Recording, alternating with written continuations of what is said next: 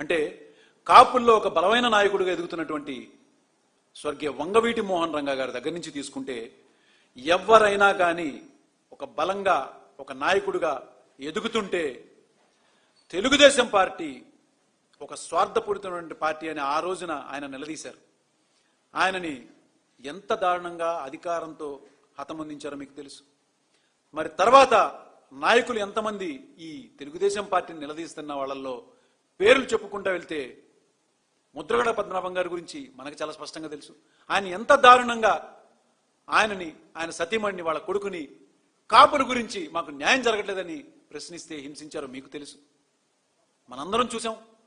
ఇక ఇప్పుడున్న పరిస్థితుల్లోకి తీసుకొస్తే పేరు నాని గారినే కానీ అంబటి రాంబాబు గారిని కానీ మా నాయకుడిని ఇట్లా మీరు అవమానిస్తున్నారు అని చెప్పని ఆ బ్యానర్ కట్టి కోడల్లో పెట్టిన దాన్ని ప్రశ్నించడానికి వెళ్తున్నటువంటి రాంబాబు గారి మీదకి ఇంత దారుణంగా కర్రలు పట్టుకుని ముందుగానే ప్రీ ప్లాన్డ్ గానే కొడటానికి పోలీసుల యొక్క అండదండలతోనే అక్కడ ఎంతమంది ఉన్నారో మాటల్లో మేము చెప్పలేం.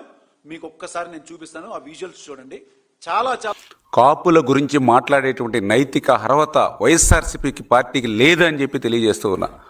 చరిత్రలో మనం చూస్తూ ఉన్నాం.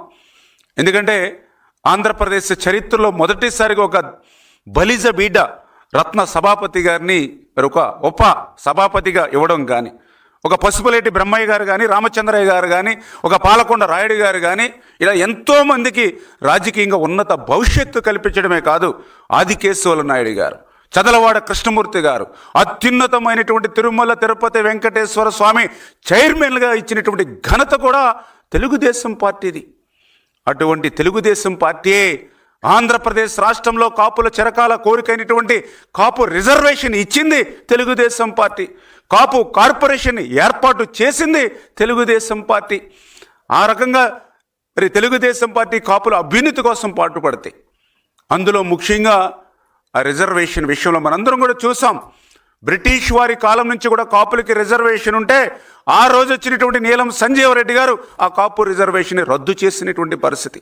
తర్వాత దళిత బిడ్డ దామోదర సంజీవ్ గారు వచ్చి కాపులకి రిజర్వేషన్ ఇస్తే తర్వాత మళ్ళీ కాసు బ్రహ్మానందరెడ్డి గారు వచ్చి ఆ రిజర్వేషన్ రద్దు చేసినటువంటి పరిస్థితి. మళ్ళీ తర్వాత సుదీర్ఘ కాలం తర్వాత మరి ఆ రోజు చంద్రబాబు నాయుడు గారు కాపులకి రిజర్వేషన్ ఇస్తే మళ్ళీ ఆ రిజర్వేషన్ రద్దు చేసింది జగన్మోహన్ రెడ్డి. చరిత్రలో కాపులకి అన్యాయం చేసింది ఆ రోజు నీలం సంజీవరెడ్డి, కాసు బ్రహ్మానందరెడ్డి, ఈరోజు జగన్మోహన్ రెడ్డి. కాపులకి ఆంధ్రప్రదేశ్ రాష్ట్రంలో రిజర్వేషన్లో న్యాయం చేసింది ఆ రోజు దళిత బిడ్డ దామోదర సంజయ్ గారు, ఈరోజు చంద్రబాబు నాయుడు గారు. ఇంత